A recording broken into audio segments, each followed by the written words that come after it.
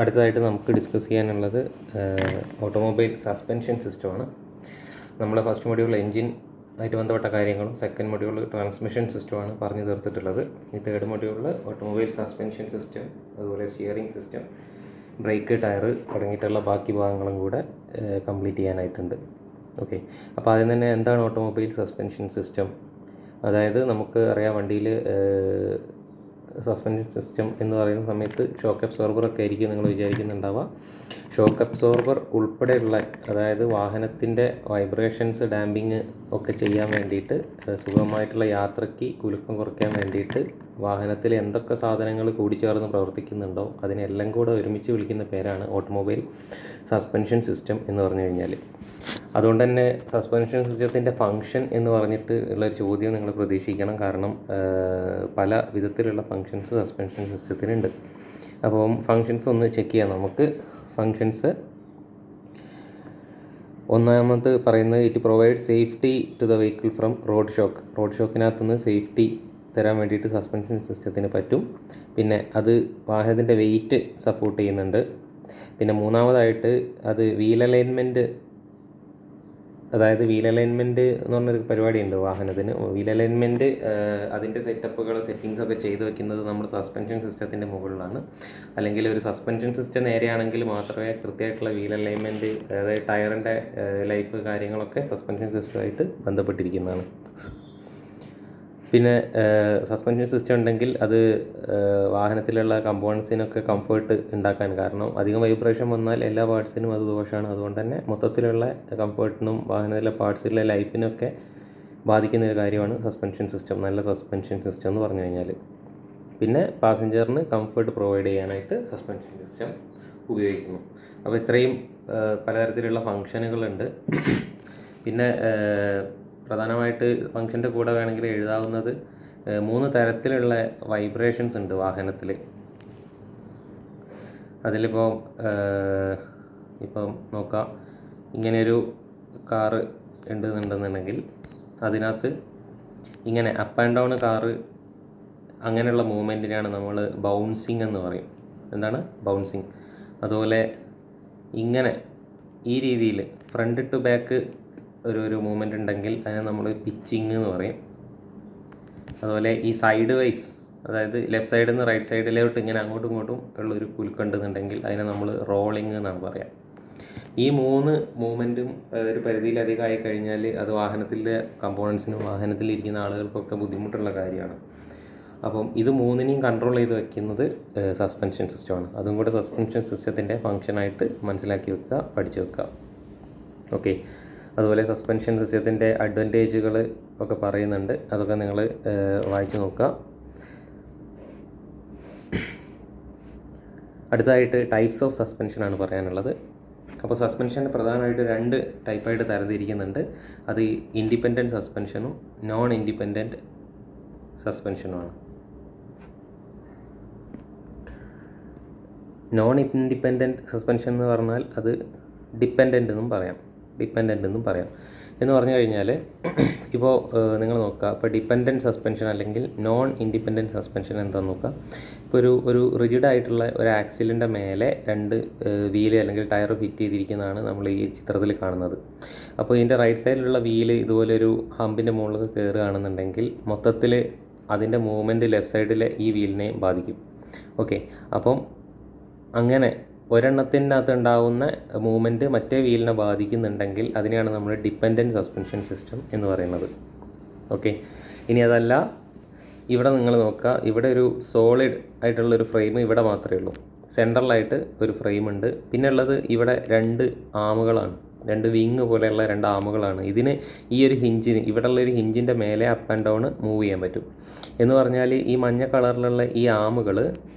കളറിലുള്ള ആമുകൾക്ക് എന്ത് ചെയ്യാൻ പറ്റും? ഫ്രീ ആയിട്ട് അപ്പ് ആൻഡ് ഡൗൺ മൂവ് ചെയ്യാൻ പറ്റും, ഈ സെൻറ്ററിലുള്ള ഈ ചേസിന് യാതൊരു അനക്കവും വരാതെ.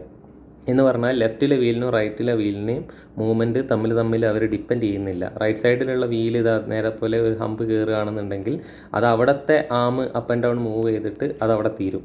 അതിൻ്റെ യാതൊരു എഫക്റ്റും ഈ ലെഫ്റ്റ് സൈഡിലുള്ള വീലിലേക്ക് ഒരിക്കലും ഉണ്ടാവില്ല. അപ്പോൾ അതുകൊണ്ട് ഒരു വീലിലുള്ള മൂവ്മെൻറ്റ് മറ്റേ വീലിനെ സ്വാധീനിക്കാത്തതുകൊണ്ടാണ് അതിനെ നമ്മൾ ഇൻഡിപെൻഡൻറ്റ് സസ്പെൻഷൻ സിസ്റ്റം എന്ന് പറയുന്നത്. ഓക്കെ. പിന്നെ സസ്പെൻഷൻ സിസ്റ്റത്തിൽ ഉപയോഗിക്കുന്ന പ്രധാനപ്പെട്ട 2 സ്പ്രിങ്ങുകൾ ആണ് പറയാനുള്ളത്. അതിലൊന്നാണ് ലീഫ് സ്പ്രിങ്. ഹെവി വാഹനങ്ങളിലൊക്കെ സസ്പെൻഷൻ സിസ്റ്റമായിട്ട് യൂസ് ചെയ്യുന്നത് ലീഫ് സ്പ്രിങ് ആണ്. ഓക്കെ. ഇപ്പോൾ നിങ്ങൾക്ക് ഇവിടെ ഒരു ഫിഗർ കാണാം. ഇതുപോലെ സ്പ്രിങ് നിങ്ങൾ കണ്ടിട്ടുണ്ടാവും. ഇതിനെയാണ് നമ്മൾ ലീഫ് സ്പ്രിങ് എന്ന് പറയുന്നത്. ഇതിൻ്റെ ഫിഗർ ചിലപ്പോൾ വരയ്ക്കാനായിട്ട് ചോദിക്കും. ഫിഗർ വരയ്ക്കുന്ന നേരത്ത് നിങ്ങൾക്ക് നോക്കാം, ഇവിടെ കുറേ ലീഫുകളാണ്. ഓരോ ലെയർ ബൈ ലെയർ ആയിട്ട് കുറേ ലീഫുകൾ ഇങ്ങനെ അടുക്കി വെച്ചതാണ്. അതായത് ഒന്നിന് മേലെ ഒന്നായിട്ട് ഇങ്ങനെ അടുക്കി വെച്ചിരിക്കുന്ന ലീഫുകൾ ഒരു അറേഞ്ച്മെൻ്റാണ്. അതിനെ ബൗണ്ട് ചെയ്തുകൊണ്ട് റീബൗണ്ട് ക്ലിപ്പുകളുണ്ട്. റീബൗണ്ട് ക്ലിപ്പുകൾ എന്തിനു വേണ്ടിയിട്ടാണ്? അതിൻ്റെ സൈഡ് വൈസ് ആയിട്ടുള്ള ലാറ്ററൽ മൂവ്മെൻറ്റിനെ സ്റ്റോപ്പ് ചെയ്യാൻ വേണ്ടിയിട്ട് റീബൗണ്ട് ക്ലിപ്പ്. അപ്പോൾ ഇതിൽ ഇത്രയും ലീഫുകൾ ഉള്ളതിൽ ഏറ്റവും മുകളിലെ ലീഫിന് ഏറ്റവും വലുപ്പം കൂടുതലായിരിക്കും. ആ മുകളിലെ ലീഫ് 2 എൻഡിലും 2 ഇങ്ങനെ കണ്ടോ ഒരു ഐ എന്ന് പറയും. ഈ 2 എൻഡിലും ഒരു ചുഴി പോലെ ഒരു കണ്ണ് പോലെ ഒരു സ്ട്രക്ചർ ഉണ്ടാവും. ആ രീതിയിൽ ചുറ്റി വളച്ചിട്ടാണ് ഉണ്ടാവുക. ഓക്കെ. അപ്പോൾ ഈ ഭാഗമാണ് നമ്മൾ എന്ത് ചെയ്യുന്നത്, വണ്ടീൻ്റെ ഫ്രെയിമിലോട്ട് ഉറപ്പിക്കുന്നത്. ഓക്കെ. ആ ഐ എന്ന് പറയുന്ന ഭാഗം. അപ്പം ഈ ഐ ഉള്ള ഏറ്റവും നീളം കൂടിയിട്ടുള്ള ലീഫ് സ്പ്രിങ്ങിലെ ഏറ്റവും നീളം കൂടിയിട്ടുള്ള ആ ലീഫിനെ നമ്മൾ വിളിക്കുന്ന പേരാണ് master leaf. Okay. Master leaf I, അതുപോലെ തന്നെ ബാക്കിയുള്ള ലീഫുകൾ, അതിന് സൈഡ് വൈസ് മൂവ്മെൻറ്റ് ഒഴിവാക്കാനുള്ള റീബൗണ്ട് ക്ലിപ്പ്. പിന്നെ ഈ സാധനം സെൻറ്ററിലുള്ള നമ്മളെ ആക്സിലിൻ്റെ ക്രോസ് സെക്ഷനാണ് ഈ കാണുന്നത്. ആക്സിലുമായിട്ട് ഒരു സെൻട്രൽ യു ക്ലാമ്പ് വഴി ഇങ്ങനെ ക്ലാമ്പ് ചെയ്ത് വെച്ചിട്ടാണ് ഉണ്ടാവുക. ഓക്കെ. ഈ രീതിയിലാണ് ലീഫ് സ്പ്രിങ്ങിൻ്റെ സ്ട്രക്ചർ എന്ന് പറഞ്ഞു കഴിഞ്ഞാൽ. അപ്പോൾ ഇതിൻ്റെ ഫിഗർ ഒന്ന് ജസ്റ്റ് വരയ്ക്കാൻ പഠിക്കുക, അതിൻ്റെ പാർട്സുകളൊക്കെ ഒന്ന് മനസ്സിലാക്കി വെക്കുക. പിന്നെ ഈ ലീഫ് സ്പ്രിങ്ങിനകത്ത് പ്രധാനമായിട്ട് ശ്രദ്ധിക്കേണ്ടത്, ഈ ലീഫ് സ്പ്രിങ്ങിൻ്റെ ഒരു എൻഡ് നമ്മൾ റിജിഡ്ലി നമ്മൾ ഫ്രെയിമിലോട്ട് ഫിറ്റ് ചെയ്ത് വെക്കും. പക്ഷേ മറ്റേ എൻഡ് എപ്പോഴും ഒരു ഫ്ലെക്സിബിൾ മെമ്പറുമായിട്ട് കണക്ട് ചെയ്തിരിക്കും. എന്നിട്ടാണ് ഫ്രെയിമിലോട്ട് ഫിക്സ് ചെയ്ത് വെക്കുന്നത്. ഇപ്പോൾ ഫ്രെയിം ഇവിടെ ഉണ്ടെന്നുണ്ടെങ്കിൽ ഇവിടെ വേറെ ഒരു മെമ്പറിൽ ഇങ്ങനെ കണക്ട് ചെയ്തിട്ടാണ് വെക്കുക. ഈ മെമ്പറിനെ നമ്മൾ വിളിക്കുന്ന പേരാണ് ഷാക്കിൾ. സ്പ്രിങ് ഷാക്കിൾ എന്ന് പറയും. Spring shackle. ഇതെന്തിനാണെന്ന് വെച്ച് കഴിഞ്ഞാൽ, ഈ ലീഫ് സ്പ്രിങ് വർക്ക് ചെയ്യുന്നത് ഇതിനകത്ത് ലോഡ് വരുമ്പോൾ, ഈ ലീഫ് സ്പ്രിങ് ഓൾറെഡി ഒരു റേഡിയൽ ഷേപ്പിലാണ് ഉള്ളതെങ്കിൽ ലോഡ് വരുന്ന സമയത്ത് ഇതിങ്ങനെ നിവർന്ന് വരുന്ന സമയത്ത് ഇതിൻ്റെ ലെങ്ത്ത് കൂടും. അതായത് ഈ സ്പാൻ ലെങ്ത്ത് എന്ന് പറയുന്ന സാധനമല്ലേ, അത് കൂടും. അത് കൂടാന്ന് പറഞ്ഞാൽ ഇവിടെയുള്ള ഈ ഐക്ക് കുറച്ച് ഇങ്ങോട്ടേക്കൊക്കെ മാറി ലെഫ്റ്റിലോട്ട് മാറേണ്ടി വരും ഇത് നിവർന്ന് വരുന്ന സമയത്ത്. അങ്ങനെ മാറുന്ന സമയത്ത് ആ ലെങ്ത്തിലുണ്ടാകുന്ന വേരിയേഷനെ കോമ്പൻസേറ്റ് ചെയ്യാൻ വേണ്ടിയിട്ടുള്ള ഭാഗമാണ് സ്പ്രിങ് ഷാക്കിൾ എന്ന് പറയുന്നത്. ഓക്കെ. അപ്പോൾ സ്പ്രിങ് ഷാക്കിൾ നമുക്ക് സെപ്പറേറ്റ് ഇവിടെ കാണാൻ പറ്റും. ഇതാ ഇവിടെ ലീഫിൻ്റെ അറ്റത്ത് ഈ ഒരു സാധനത്തിനെയാണ് നമ്മൾ സ്പ്രിങ് ഷാക്കിൾ എന്ന് പറയുക. ശരിക്കും അതിൻ്റെ ഇമേജ് എന്ന് പറഞ്ഞാൽ ഇങ്ങനെയാണ് ഉണ്ടാവുക. ഓക്കെ. അപ്പോൾ സ്പ്രിങ് ഷാക്കിൾ എന്താണെന്ന് മനസ്സിലാക്കുക. ലീഫ് സ്പ്രിങ് വർക്ക് ചെയ്യണമെന്നുണ്ടെങ്കിൽ അതിൻ്റെ ലോഡ് വരുമ്പോൾ ഉണ്ടാകുന്ന ലെങ്ത്തിലെ എക്സ്റ്റൻഷനെ വിസ്റ്റാൻഡ് ചെയ്യണമെന്നുണ്ടെങ്കിൽ ആര് വേണം? ഒരു സ്പ്രിങ് ഷാക്കിൾ അവിടെ വേണം, അല്ലെങ്കിൽ ആ സ്ട്രക്ചറൊക്കെ പാടെ പൊട്ടിപ്പോകും.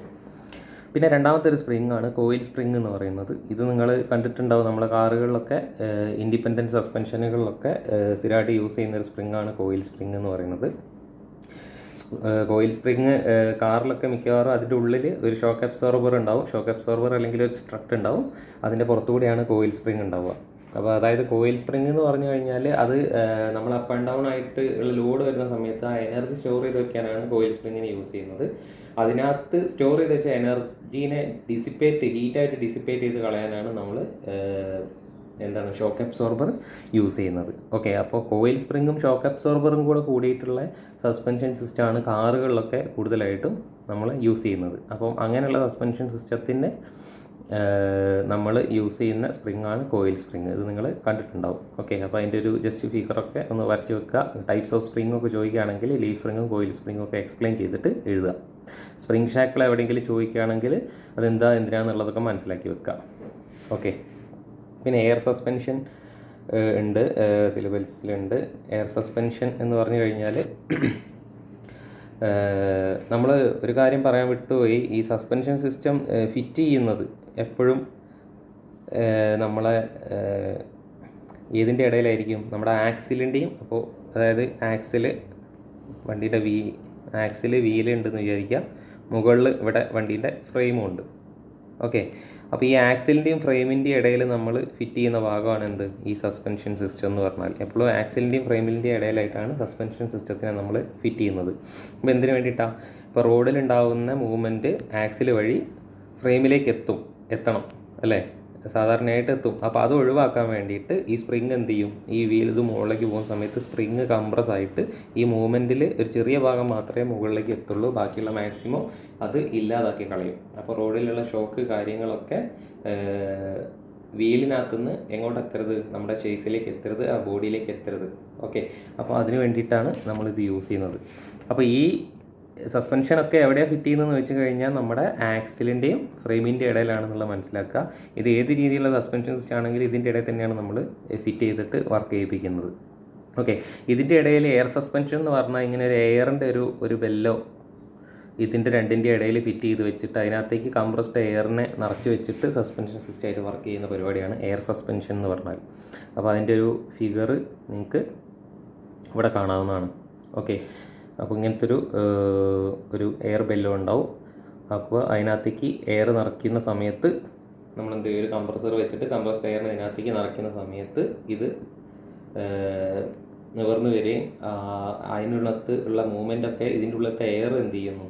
എയർ കംപ്രസിബിളാണ്. അപ്പോൾ ആ എയർ കംപ്രസ് ചെയ്തിട്ട് ആ ഷോക്ക് മൂവ്മെൻറ്റ്സിനെയൊക്കെ അബ്സോർബ് ചെയ്യുന്ന രീതിയിലാണ് എയർ സസ്പെൻഷൻ വർക്ക് ചെയ്യുന്നത്. അപ്പോൾ നമുക്ക് വേണമെങ്കിൽ വണ്ടീൻ്റെ ഈ ഫ്ലോറിൽ നിന്നുള്ള വണ്ടിയുടെ ഹൈറ്റ് കൂട്ടാനും കുറയ്ക്കാനും ഒക്കെ പോസിബിളാണ് എയർ സസ്പെൻഷനുള്ള വണ്ടികളിൽ. അപ്പോൾ സ്പീഡിലൊക്കെ പോകണമെന്നുണ്ടെങ്കിൽ എപ്പോഴും ഈ ഹൈറ്റ് കുറച്ച് വയ്ക്കുക, അന്നേരം എയർ കുറച്ച് ഒഴിവാക്കി വിട്ടാൽ മതി. അപ്പം കുറച്ച് മോഡേൺ ആയിട്ടുള്ള അല്ലെങ്കിൽ വില കൂടിയ കാറുകളിലൊക്കെയാണ് എയർ സസ്പെൻഷൻ സിസ്റ്റം യൂസ് ചെയ്യുന്നതെന്നുള്ളത് മനസ്സിലാക്കുക. അടുത്തതായി നമുക്ക് ഒരു സ്റ്റിയറിംഗ് സിസ്റ്റം, അതിൻ്റെ കമ്പോണൻസ് എന്തൊക്കെയാണെന്നുള്ളതൊന്ന് മനസ്സിലാക്കണം. സ്റ്റിയറിംഗ് സിസ്റ്റം, അപ്പോൾ ഒരു സ്റ്റിയറിംഗ് സിസ്റ്റം എന്ന് പറഞ്ഞു കഴിഞ്ഞാൽ അതിൻ്റെ ഫങ്ഷൻസ് എന്തൊക്കെയാണ്? സ്റ്റിയറിംഗ് സിസ്റ്റത്തിൻ്റെ ഫങ്ഷൻസ് എന്നൊന്ന് ആദ്യം അറിയണം. അപ്പം ഫങ്ഷൻസ് ഒന്ന് ചെക്ക് ചെയ്യാം നമുക്ക്. സ്റ്റിയറിംഗ് സിസ്റ്റം നിങ്ങൾക്ക് അറിയാം, വാഹനത്തിൻ്റെ ഡയറക്ഷൻ കൺട്രോൾ ചെയ്യാൻ വേണ്ടിയിട്ട് അല്ലേ, allow the driver to control the direction of vehicle travel. വാഹനത്തിൻ്റെ ഡയറക്ഷൻ കൺട്രോൾ ചെയ്യാൻ വേണ്ടിയിട്ട് നമ്മൾ യൂസ് ചെയ്യുന്ന സിസ്റ്റമാണ് സ്റ്റിയറിംഗ് സിസ്റ്റം എന്ന് പറഞ്ഞാൽ. അപ്പോൾ വെറുതെ ഡയറക്ഷൻ കൺട്രോൾ ചെയ്യുന്നത് മാത്രമാണോ അതിൻ്റെ ഫംഗ്ഷൻ എന്നുള്ളത് നോക്കാം. അപ്പോൾ ഒന്നാമത്തെ function, it provides the direction stability of the vehicle. അതായത് സ്ട്രെയിറ്റ് പോകുന്ന സമയത്ത് ഡയറക്ഷൻ സ്റ്റെബിലിറ്റി, അതായത് നമ്മൾ സ്ട്രെയിറ്റ് പോവുകയാണെന്നുണ്ടെങ്കിൽ നമ്മൾ സ്റ്റിയറിങ് മുറുക്കി പിടിച്ചിരിക്കേണ്ട കാര്യമില്ല, അത് അടുത്തോട്ടോ വലത്തോട്ടോ പാളി പോവാതെ സ്ട്രെയിറ്റ് തന്നെ സ്റ്റേബിളായിട്ട് പോയിക്കൊണ്ടിരിക്കും. അപ്പോൾ അങ്ങനത്തെ ഒരു പ്രോപ്പർട്ടി നമ്മുടെ സ്റ്റിയറിംഗ് സിസ്റ്റത്തിന് ഉണ്ടാവും, അല്ലെങ്കിൽ ഉണ്ടായിരിക്കണം. അപ്പോൾ അതാണ് ഒന്നാമത്തെ ഫംഗ്ഷൻ.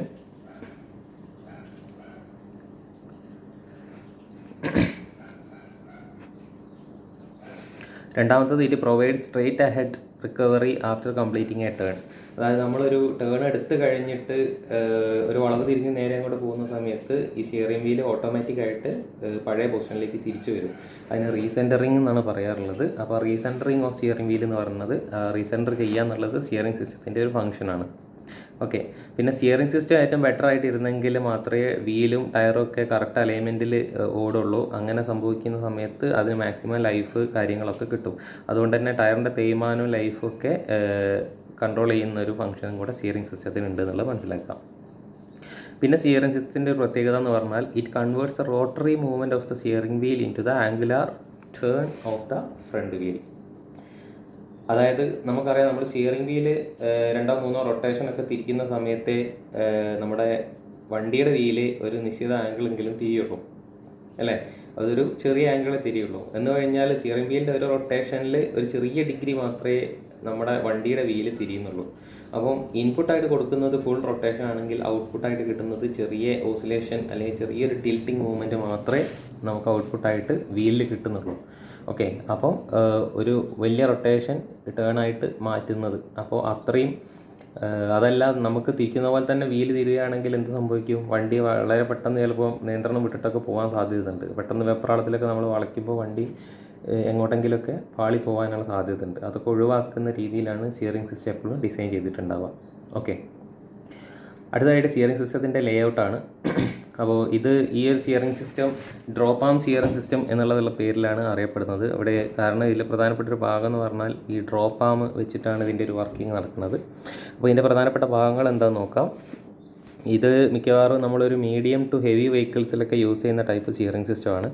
അതിന് കാരണം ഇതിനകത്തൊരു സ്റ്റിയറിംഗ് ബോക്സ് ഉണ്ടായിരിക്കും എന്നുള്ളതാണ്. ഒരു സ്റ്റിയറിംഗ് ബോക്സ് ഇതിനകത്ത് ഉണ്ടായിരിക്കും. സ്റ്റിയറിംഗ് ബോക്സിൻ്റെ ഫംഗ്ഷൻ എന്താണെന്ന് വെച്ച് കഴിഞ്ഞാൽ നിങ്ങൾക്ക് ഇവിടെ കാണാം, സ്റ്റിയറിംഗ് വീല് കാണാം. ഓക്കെ, സ്റ്റിയറിംഗ് വീല് കാണാം. ഇവിടെയാണ് നമ്മൾ സ്റ്റിയറിങ്ങിന് ഇടത്തോട്ടോ വലത്തോട്ടോ വേണ്ടി ഇൻപുട്ട് കൊടുക്കുന്നത്. നമ്മൾ ഒരു 2 ടേൺ വലത്തോട്ട് തിരിച്ചു കഴിഞ്ഞാൽ നമ്മൾ ആ സ്റ്റിയറിംഗ് കോളമാണ് അത്രയും റൊട്ടേഷൻ തിരിയുന്നത്. അതായത് സ്റ്റിയറിംഗ് വീലിൽ കൊടുക്കുന്ന റൊട്ടേഷനെ സ്റ്റിയറിംഗ് ബോക്സിലേക്ക് എത്തിക്കുന്ന ഒരു ഷാഫ്റ്റാണ് സ്റ്റിയറിംഗ് കോളം എന്ന് പറയുന്നത്. ഇനി ഈ റൊട്ടേഷൻ മൂവ്മെൻ്റ് ആണ് സ്റ്റിയറിംഗ് ബോക്സിൻ്റെ ഉള്ളിലേക്ക് എത്തുന്നത്. പക്ഷേ ഇതിൻ്റെ പുറത്തേക്ക് എത്തുന്നത് ഒരു ഓസിലേഷൻ മൂവ്മെൻ്റ് ആണ്. ഓക്കെ, അതായത് ഇങ്ങനെയാണ് നമ്മുടെ സ്റ്റിയറിംഗ് ബോക്സ് ഉള്ളതെന്ന് വിചാരിക്കുക. ഓക്കെ, അപ്പം ഇതിൻ്റെ ഉള്ളിലേക്ക് ഇങ്ങനെ ആര് ചെല്ലുന്നു? നമ്മുടെ സ്റ്റിയറിംഗ് കോളം. ഇതാണ് നമ്മുടെ സ്റ്റിയറിംഗ് വീല്. സ്റ്റിയറിംഗ് കോളം അങ്ങോട്ട് ചെല്ലുന്നുണ്ടെങ്കിൽ ഇതിൻ്റെ പുറത്തേക്ക് ഇങ്ങനെ വന്നിട്ട് ഒരു ആം പോലെ പുറത്തേക്ക് ഉണ്ടാവും. ഇതിനെയാണ് നമ്മൾ ഡ്രോപ്പ് ആം എന്ന് വിളിക്കുന്നത്. ഓക്കെ, ഈ ഡ്രോപ്പ് ആമിൻ്റെ മുകളിൽ നിന്ന് താഴേക്ക് ഇങ്ങനെ മൂവ് ചെയ്തിട്ട് ഇവിടുന്ന് ഒരു റോഡ് ഉണ്ടാവും. ഇതിനെയാണ് നമ്മൾ പുഷ് റോഡ് എന്ന് വിളിക്കുന്നത്. എന്താണ്? Push road. അപ്പോൾ നമ്മൾ എന്താ ചെയ്യുന്നത് വെച്ചാൽ ഇവിടെയുള്ള റൊട്ടേഷൻ ഇവിടുന്ന് പുറത്ത് വരുമ്പോഴേക്ക് ഇങ്ങനത്തെ ഒരു ഓസിലേഷൻ മൂവ്മെൻ്റ് ആയിട്ട് മാറും, അല്ലെങ്കിൽ ഒരു ആംഗുലാർ ടിൽട്ടായിട്ട് മാറും. ആ ടിൽട്ട് നമ്മളെ ഈ പുഷ് റോഡ് അല്ലെങ്കിൽ ഈ ആമിൻ്റെ മുകളിലേക്ക് വരുന്ന സമയത്ത് ഇതിനൊരു ഓസിലേഷൻ മൂവ്മെൻ്റ് ആയിട്ട് മാറും. ഈ ഓസിലേഷൻ മൂവ്മെൻറ്റ് പുഷ് റോഡിലേക്ക് എത്തുമ്പോൾ ഇതിൻ്റെ ടു ആൻഡ് ഫ്രോ മോഷനായിട്ട് മാറും, അല്ലെങ്കിൽ റെസിപ്രോക്കേറ്റീവ് മോഷനായിട്ട് മാറും. അതാണ് ഇതിനകത്ത് നടക്കുന്ന കാര്യം എന്ന് പറഞ്ഞു കഴിഞ്ഞാൽ. അപ്പം സ്റ്റിയറിംഗ് ബോക്സ്, ഇതാണ് നമ്മുടെ സ്റ്റിയറിംഗ് ബോക്സ് എന്നുണ്ടെങ്കിൽ സ്റ്റിയറിംഗ് ബോക്സിൻ്റെ ഫംഗ്ഷൻ എന്ന് പറഞ്ഞാൽ എന്താ? അതിൽ ഇൻപുട്ടായിട്ട് കിട്ടുന്ന റൊട്ടേഷൻ മോഷനെ ആംഗുലാർ മോഷനായിട്ട് പുറത്തേക്ക് എത്തിക്കുക, ഡ്രോപ്പ് ആമിൻ്റെ ആംഗുലാർ മോഷനായിട്ട് പുറത്തേക്ക് എത്തിക്കുക എന്നുള്ളതാണ് സ്റ്റിയറിംഗ് ബോക്സിൻ്റെ ഫംഗ്ഷൻ. അപ്പോൾ ഡ്രോപ്പ് ആമിൻ്റെ ആംഗുലാർ ആയിട്ടുള്ള മൂവ്മെൻറ്റ് പുഷ് റോഡിൽ മുന്നോട്ടും ബാക്കോട്ടുമുള്ള പുഷും പുള്ളും ആയിട്ട് മാറും. ഇനി നമ്മൾ ഈ ചിത്രത്തിലേക്ക് തിരിച്ച് വരിക. പുഷ് റോഡിൻ്റെ അപ്പോൾ നമുക്ക് കാണാം, ഇത് steering box column, steering box, drop arm, ഇതാണ് നമ്മുടെ പുഷ് റോഡ്. ഈ പുഷ് റോഡ് മുന്നോട്ടേക്കും ബാക്കോട്ടേക്കും പോകുന്ന സമയത്ത് പുഷ് റോഡിൻ്റെ ഈ എൻഡ് നമ്മളിവിടെ ഒരു സ്റ്റിയറിംഗ് ആമുമായിട്ടാണ് കണക്ട് ചെയ്യുന്നത്. ഓക്കെ, സ്റ്റിയറിംഗ് ആമുമായിട്ട് കണക്ട് ചെയ്യുന്നു. ഈ ആമിൽ ഈ പുഷ് റോഡിൻ്റെ മൂവ്മെൻറ്റ് വരുന്ന സമയത്ത് അത് ഈ കിങ് പിന്ന് ഉപയോഗിച്ചിട്ട് നമ്മുടെ ഈ വീലിനെ ഒരു ഭാഗത്തേക്ക് ടിൽറ്റ് ചെയ്യുന്നു. ഓക്കെ, ഇത് തിരിയുന്ന സമയത്ത് നമ്മൾ വലത്തോട്ട് 2 തിരി തിരിച്ചിട്ടുണ്ടെങ്കിൽ ഈ പുഷ് റോഡ് മുന്നോട്ടേക്ക് മൂവ് ചെയ്യുകയും എന്നിട്ട് അതെന്ത് ചെയ്യുന്നു? ഈ വീലിനെ ഇങ്ങനെ വലത്തോട്ടേക്ക് തിരിച്ചു വെക്കുകയും ചെയ്യും. ഓക്കെ, ഇത് വലത്തോട്ടേക്ക് തിരിച്ചു വെച്ചാൽ നമുക്കിതാ ഈ മൊത്തം മൂവ്മെൻറ്റ് മാറുന്ന സമയത്ത് ഇവിടെ ഒരു ടൈ റോഡ് ഉണ്ട്. ടൈ റോഡിൽ ഈ കണക്ഷൻ വെച്ചിട്ടുള്ള ഈ ടൈ റോഡിൻ്റെ ഒരു മൂവ്മെൻറ്റ് ഉണ്ടാവും. അതൊരു ലിങ്കേജ് വെച്ചിട്ടുള്ള കണക്ഷനാണ്. അപ്പോൾ ടൈ റോഡിൽ ഉണ്ടാകുന്ന മൂവ്മെൻറ്റ് നേരെ അപ്പുറത്തുള്ള വീലിനെ എന്ത് ചെയ്യുന്നു? അതേ ഡയറക്ഷനിലേക്ക് തിരിക്കുന്നു. ഓക്കെ, അപ്പോൾ നിങ്ങൾ മനസ്സിലാക്കേണ്ടത് പുഷ് റോഡിൻ്റെ മൂവ്മെൻറ്റ് ഒരു വീലിനെയാണ് തിരിക്കുന്നതെങ്കിൽ ആ വീലിൽ കാരണം ടൈ റോഡിനകത്ത് മൂവ്മെൻറ്റ് ഉണ്ടാവുകയും ടൈ റോഡിനകത്ത് ഉണ്ടാവുന്ന മൂവ്മെൻറ്റാണ് അപ്പുറത്തെ വീലിനെ അതേ ആംഗിളിൽ തിരിക്കുന്നത്. അതേ ആംഗിളിലായിരിക്കില്ല, ആംഗിളിൽ ചെറിയ വ്യത്യാസം ഉണ്ടാവും. എപ്പോഴും സ്റ്റിയറിംഗ് സിസ്റ്റത്തിൽ രണ്ടും ഒരേ ആംഗിളിലായിരിക്കില്ല തിരിയുക. ഇന്നർ വീല് കൂടുതൽ ആംഗിളിലും ഔട്ടർ വീല് ചെറിയ ആംഗിളിലുമാണ് തിരിയുക. കാരണം ഇന്നർ വീലിന് നമുക്കറിയാം ഒരു കുറഞ്ഞ റേഡിയസിലാണ് തിരിയേണ്ടതെങ്കിൽ ഔട്ടർ വീലിന് ഒരു കൂടിയ റേഡിയസിലാണ് വളഞ്ഞു വരേണ്ടതുള്ളത്. ഓക്കെ, നമുക്കറിയാം ഡിഫറൻഷ്യൽ നമ്മൾ റിയർ വീലിൻ്റെ കേസിൽ പറഞ്ഞ സമയത്ത് ഡിഫറൻഷ്യൽ 2 വീലിന് 2 സ്പീഡാക്കി കൊടുത്തിട്ട് നമുക്ക് സ്കിഡാവാതെ വാഹനത്തിന് തിരിച്ച് കിട്ടുന്നു പറഞ്ഞു. പക്ഷേ ഫ്രണ്ട് വീലിൽ ഡിഫറൻഷ്യൽ സിസ്റ്റം ഒന്നും വർക്ക് ചെയ്യുന്നില്ല. ഫ്രണ്ട് വീലിൽ പകരം ചെയ്യുന്നത് അതിൻ്റെ ടിൽറ്റിങ്, വളവെടുക്കുന്ന സമയത്ത് അതിൻ്റെ ടിൽറ്റിങ് 2 വീലിനും 2 ആംഗിളിൽ ടിൽറ്റ് ചെയ്തിട്ടാണ് ഫ്രണ്ട് വീല് കൃത്യമായിട്ട് നമുക്ക് ബെൻഡ് എടുക്കാനായിട്ട് സാധിക്കുന്നത്. ഓക്കെ, അപ്പോൾ നമ്മൾ ഇതിനകത്തുള്ള ഭാഗങ്ങൾ മനസ്സിലാക്കി വെക്കുക, ഏകദേശം വർക്കിംഗ് ഒക്കെ മനസ്സിലാക്കി വെക്കുക. Steering wheel, steering column, steering box, drop arm, push and pull rod, പിന്നെ സ്റ്റിയറിംഗ് സ്പിൻഡിൽ, പിന്നെ കിങ് പിന്നിന് അബൌട്ടായിട്ടാണ്. കിങ് പിൻ എന്ന് പറഞ്ഞാൽ ഈ ടിൽറ്റ് ചെയ്യാനുള്ള ഒരു ആക്സിസ് വേണമല്ലോ, ഒരു വെർട്ടിക്കൽ ആക്സിസ്. അതിനെയാണ് നമ്മൾ കിങ് പിൻ അല്ലെങ്കിൽ സ്റ്റിയറിംഗ് ആക്സിസ് എന്ന് പറയുന്നത്. ആ കിങ് പിന്നിൻ്റെ ഡയറക്ഷനാണ്. ഓക്കെ, അത് കഴിഞ്ഞ് ടൈ റോഡ്, ഫ്രണ്ട് ആക്സിൽ, ഇത്രയും ഭാഗങ്ങളൊക്കെ കൂടെ കൂടിയിട്ടുള്ള സ്റ്റിയറിംഗ് സിസ്റ്റത്തിൻ്റെ ലേഔട്ട് മനസ്സിലാക്കി വെക്കുക. ഓക്കെ, ഇനി നമുക്ക് പഠിക്കാനുള്ളത് സ്റ്റിയറിംഗ് ബോക്സിനെ കുറിച്ചാണ്. നമ്മൾ നേരത്തെ പഠിച്ച സ്റ്റിയറിംഗ് ബോക്സ് നമുക്കറിയാം. സ്റ്റിയറിംഗ് ബോക്സിൻ്റെ ഫംഗ്ഷൻ എന്ന് പറഞ്ഞാൽ ഉള്ളിലേക്ക് എത്തുന്ന സ്റ്റിയറിംഗ് കോളം വഴി ഉള്ളിലേക്ക് എത്തുന്ന റൊട്ടേഷൻ മോഷത്തിനെ ആംഗുലാർ മോഷൻ ആക്കിയിട്ട് പുറത്തേക്ക് എത്തിക്കുക എന്നുള്ളതാണ് സ്റ്റിയറിംഗ് ബോക്സിൻ്റെ ഫംഗ്ഷൻ. അങ്ങനെയാണെങ്കിൽ പ്രധാനപ്പെട്ട 2-3 ടൈപ്പ് സ്റ്റിയറിംഗ് ബോക്സുകളുണ്ട്. അത് ഏതൊക്കെയാണ്, എങ്ങനെയാണ് വർക്ക് ചെയ്യുന്നത് എന്നുള്ളതാണ് ഇനി പറയാനുള്ളത്. അതിലൊന്നാമത്തെ ടൈപ്പാണ് വേം ആൻഡ് വീൽ സ്റ്റിയറിംഗ് ഗിയർ എന്ന് പറയുന്നത്. ഓക്കെ, ഇത് ഞാൻ വീഡിയോ ഒക്കെ വെച്ച് ക്ലാസ്സിൽ പറഞ്ഞു തന്നിട്ടുള്ളതാണ്. നിങ്ങൾക്ക് യൂട്യൂബിലൊക്കെ നോക്കിയാൽ ഇതിൻ്റെ ആനിമേഷൻ വീഡിയോസൊക്കെ കാണാൻ പറ്റും. ഇതിനകത്ത് പ്രധാനമായിട്ടും ഉണ്ടാവുക നിങ്ങൾക്ക് കാണാം, ഇതാണ് സ്റ്റിയറിംഗ് ഷാഫ്റ്റ്. അതായത് നമ്മുടെ സ്റ്റിയറിംഗ് വീൽ ഇവിടെ ഉണ്ടാവും. സ്റ്റിയറിംഗ് വീലിൻ്റെ റൊട്ടേഷൻ ഇതുവഴി ഉള്ളിലേക്ക് എത്തും. ഇവിടെ ഒരു വേം ഗിയർ ഉണ്ടാവും. ഇതിൻ്റെ ഉള്ളിൽ എന്തുണ്ടാവും? ഒരു വേം ഗിയർ ഉണ്ടാവും. ഇവിടെ ഒരു വേം വീലും ഉണ്ടാവും. ഈ വേം ഗിയർ ഇത് കറങ്ങുന്ന സമയത്ത്, സ്റ്റിയറിംഗ് കോളം കറങ്ങുന്ന സമയത്ത് വേം ഗിയർ കറങ്ങും. വേം ഗിയർ കറങ്ങിക്കഴിഞ്ഞാൽ ഈ വേം വീലിനെ ഇങ്ങോട്ടേക്കോ എന്ത് ചെയ്യും? ടിൽറ്റ് ചെയ്യിക്കും. അപ്പോൾ ആ ടിൽറ്റ് ഡ്രോപ്പ് ആം വഴി പുറത്തേക്ക് ആംഗുലാർ മോഷനായിട്ട് എത്തിച്ചിട്ടാണ് വേം and wheel steering gear work ചെയ്യുന്നത്. ഓക്കെ, അപ്പോൾ ഈ ചിത്രം എങ്ങനെയാണെന്നുള്ളത് മനസ്സിലാക്കി വെക്കുക. പിന്നെ റീസർക്കുലേറ്റിംഗ് ബോൾ ഗിയർ ഉണ്ട്. ഇതാണ് ഏറ്റവും മോഡേൺ ആയിട്ട് യൂസ് ചെയ്യുന്ന വാഹനങ്ങളിലൊക്കെ ഉള്ളത്. ഇതൊരു വേം ആൻഡ് നെറ്റ് ടൈപ്പ് സ്റ്റിയറിംഗ് ഗിയറാണ്. അപ്പോൾ അതായത് നമുക്കറിയാം, നേരത്തെ പറഞ്ഞ പോലെ തന്നെ ഇത് നമ്മളെ സ്റ്റിയറിംഗ് ഗിയറുമായിട്ട് ബന്ധപ്പെട്ടിട്ട് നമുക്ക് എന്തുണ്ട്? ഒരു വേം ഗിയർ ഉണ്ട്. നേരത്തെ ഉള്ള പോലെ തന്നെ വേം ഗിയർ നമുക്ക് ഇതിൻ്റെ ഉള്ളിൽ കാണാം. വേം ഗിയറിൻ്റെ മുകളിൽ ഒരു വേം നട്ടാണ് ഇവിടെ ഉള്ളത്. ഒരു വേം നട്ടുണ്ട്. അപ്പോൾ അതിൻ്റെ ഉള്ളിൽ കൂടെ ചെറിയ ഗ്രൂവുകളുണ്ട്. ആ ഗ്രൂവിൻ്റെ ഉള്ളിൽ കൂടെയൊക്കെ ചില റീസർക്കുലേറ്റിംഗ് ബോളുകൾ നിറച്ച് വെച്ചിട്ടുണ്ടാവും. ഓക്കെ, ഈ റീസർക്കുലേറ്റിംഗ് ബോളുകൾ ഫ്രിക്ഷൻ ഒഴിവാക്കിയിട്ട് വളരെ സ്മൂത്തായിട്ട് ഈ നെറ്റിനെ അങ്ങോട്ടേക്ക് മൂവ് ചെയ്യാൻ വേണ്ടിയിട്ട് സഹായിക്കും. അപ്പം ഈ നെറ്റ് ഈ അതായത് എന്ത് സംഭവിക്കുമെന്ന് വെച്ചാൽ, നമ്മൾ ഈ സ്റ്റിയറിംഗ് കോളം റൊട്ടേറ്റ് ചെയ്യുന്ന സമയത്ത് നമ്മളെ വേം ഗിയർ റൊട്ടേറ്റ് ചെയ്യുന്ന സമയത്ത് ഈ നെറ്റ് ഇതിൻ്റെ മേലെ കൂടെ ഇടത്തോട്ടും വലത്തോട്ടേക്കും എന്ത് ചെയ്യുന്നു? മേലേക്കും താഴേക്കും മൂവ് ചെയ്യുകയാണ് ചെയ്യുന്നത്. ആ മൂവ്മെൻറ്റിന് ഈസി ആക്കാൻ വേണ്ടിയിട്ടാണ് ഈ റീസർക്കുലേറ്റിംഗ് ബോളുകൾ ഉള്ളത്. ഇതൊരറ്റത്തുനിന്ന് തുടങ്ങി ഇതിലൂടെ വന്ന് കറങ്ങി ഇപ്പുറത്തോടെ വന്ന് വീണ്ടും തിരിച്ച് എങ്ങോട്ടേക്ക് തന്നെ വരും? പഴയ പൊസിഷനിലേക്ക് തന്നെ വരും. ഒരേ സെറ്റ് സാധനം തന്നെയാണ് ഇങ്ങനെ റീസർക്കുലേറ്റ് ചെയ്ത് കറങ്ങിക്കൊണ്ടിരിക്കുന്നത്. അപ്പോൾ ഇതിന് ഒരു ഇടത്തോട്ട് തിരിക്കുമ്പോൾ ഒരറ്റം വരെ പോവും, വലത്തോട്ട് തിരിക്കുമ്പോൾ ഇങ്ങേ അറ്റം വരെ വരും. അപ്പോൾ ഇത് ഇങ്ങോട്ടേക്കും വരുന്ന സമയത്ത് ഇവിടെ ഒരു സെക്ടർ ആം എന്ന് പറയുന്ന ഒരു സാധനമുണ്ട്. സെക്ടർ ആം നിങ്ങൾക്ക് കാണാം. ഈ സെക്ടർ ആം ഇതൊരു ഭാഗത്തേക്ക് മൂവ് ചെയ്യുമ്പോൾ ഇതിങ്ങനെ ആംഗുലറായിട്ട് അങ്ങോട്ടേക്ക് ടിൽറ്റ് ചെയ്യും. ഇത് മുകളിലേക്ക് മൂവ് ചെയ്യുകയാണെങ്കിൽ ഇത് ആംഗുലറായിട്ട് ഇങ്ങോട്ടേക്ക് ടിൽറ്റ് ചെയ്യും. ഇതിൻ്റെ അറ്റത്തുനിന്ന് താഴേക്കാണ് ഡ്രോപ്പ് ആം ഉണ്ടാവുക. ഓക്കെ, ഡ്രോപ്പ് ആമിൻ്റെ വേറൊരു പേരാണ് പിറ്റ്മാൻ ആം എന്ന് പറയുന്നത്. ഓക്കെ, അപ്പോൾ ഇതാണ് റീസർക്കുലേറ്റിംഗ് ബോൾ ഗിയർ ബോക്സ് എന്ന് പറയുന്നത്. പിന്നെ അടുത്തൊരു ടൈപ്പ് സ്റ്റിയറിംഗ് സിസ്റ്റമാണ് rack and pinion steering system എന്ന് പറയുന്നത്. ഇത് ഗിയർ ബോക്സ് ഇല്ലാതെ ചെറിയ വാഹനങ്ങളിലൊക്കെ, കാറ് പോലുള്ള ചെറിയ കാറുകളിലൊക്കെ വ്യാപകമായിട്ട് യൂസ് ചെയ്യുന്ന ടൈപ്പ് സ്റ്റിയറിംഗ് അറേഞ്ച്മെൻ്റ് ആണ് റാക്ക് ആൻഡ് പിനിയൻ അറേഞ്ച്മെൻറ്റ് എന്ന് പറഞ്ഞു കഴിഞ്ഞാൽ. ഇവിടെ നിങ്ങൾക്ക് ജസ്റ്റ് റാക്ക് എന്ന് പറഞ്ഞാൽ ഇതുപോലെ സ്ട്രെയിറ്റ് ആയിട്ടുള്ള ഇൻഫിനിറ്റ് റേഡിയസ് ഉള്ള ഒരു ഗിയറാണ് റാക്ക് എന്ന് പറഞ്ഞു കഴിഞ്ഞാൽ. ഇത് പിനിയൻ ഗിയറുണ്ട്. അപ്പോൾ നമ്മൾ ഈ പിനിയൻ ഗിയറിലേക്കാണ് നമ്മൾ എന്ത് ചെയ്യുന്നത്? സ്റ്റിയറിംഗ് വീലിൻ്റെ റൊട്ടേഷൻ വന്നിട്ട് ഈ പിനിയൻ ഗിയറിനെ കറക്കും. പിനിയൻ ഗിയർ ഇവിടെ കിടന്ന് കറങ്ങുന്ന സമയത്ത് ഈ റാക്ക് ഒന്നുകിൽ ഇടത്തോട്ടോ അല്ലെങ്കിൽ വലത്തോട്ടോ ആയിട്ട് മൂവ് ചെയ്യും. ഈ റാക്കിൻ്റെ അറ്റത്ത് നമ്മൾ ടൈറോഡ് ഫിറ്റ് ചെയ്തിട്ടുണ്ടാവും. റാക്കിൻ്റെ അറ്റത്ത് ടൈറോഡ് ഫിറ്റ് ചെയ്തിട്ടുണ്ടാവും. ടൈറോഡിൽ നിന്ന് നേരത്തെ പോലെ സ്റ്റിയറിംഗ് ആമൊക്കെ ഫിറ്റ് ചെയ്തിട്ട് അവിടെയാണ് നമ്മൾ എന്ത് ചെയ്യുന്നത്? വീലൊക്കെ ഫിറ്റ് ചെയ്ത് കൊടുക്കുന്നത്. അപ്പോൾ ഈ രീതിയിലാണ് റാക്ക് ആൻഡ് പിനിയൻ അറേഞ്ച്മെൻറ്റ് ഉണ്ടാവുക. നിങ്ങൾ വളരെ കോംപ്ലിക്കേറ്റഡ് ആയിട്ടുള്ള ചിത്രങ്ങൾ പഠിക്കേണ്ട, ജസ്റ്റ് റാക്ക് ആൻഡ് പിനിയൻ എങ്ങനെയാണെന്നുള്ള ഈ ചിത്രം ആണ് ബുക്കിലൊക്കെ ഉണ്ട്. അപ്പോൾ നിങ്ങൾ ഈ ഒരു ചിത്രം മനസ്സിലേക്ക് വെക്കുക. റാക്ക് ആൻഡ് പിനിയൻ ചോദിക്കുകയാണെന്നുണ്ടെങ്കിൽ ഒരുപാട് ചിത്രങ്ങൾ ഉള്ളതുകൊണ്ട് അധികം കോംപ്ലിക്കേഷനിലേക്ക് പോകണ്ട. റാക്ക് ആൻഡ് പിനിയൻ സിസ്റ്റം എങ്ങനെയാണ് വർക്ക് ചെയ്യുന്നത് നോക്കുക. യൂട്യൂബിൽ അതിൻ്റെ കൃത്യമായിട്ടുള്ള വീഡിയോസും കാര്യങ്ങളൊക്കെ കിടക്കുന്നുണ്ട്. ഓക്കെ, ഇനി നമുക്ക് ഈ മൊഡ്യൂൾ പഠിക്കാനുള്ള പ്രധാനപ്പെട്ട ഒരു സാധനമാണ് സ്റ്റിയറിംഗ് ജോമെട്രി എന്ന് പറയുന്നത്. ഓക്കെ, അതായത് സ്റ്റിയറിംഗ് സിസ്റ്റത്തിൻ്റെയും സസ്പെൻഷൻ സിസ്റ്റത്തിൻ്റെയും തമ്മിലുള്ള ഒരു റിലേഷൻഷിപ്പാണ് സ്റ്റിയറിംഗ് ജോമെട്രി എന്ന് പറയുന്നത്. നമ്മൾ വീൽ അലൈൻമെൻ്റ് ഒക്കെ ചെയ്യുന്ന സമയത്ത് ഈ സ്റ്റിയറിംഗ് ജോമെട്രിയാണ് നമ്മൾ കറക്റ്റ് ചെയ്ത് വെക്കുന്നത്. സ്റ്റിയറിംഗ് ജോമെട്രിയിൽ നമുക്ക് പഠിക്കാനുള്ള പ്രധാനപ്പെട്ട ഫാക്ടേഴ്സാണ് camber, caster, king pin inclination, toe in and toe out, ഇത്രയും സാധനങ്ങൾ.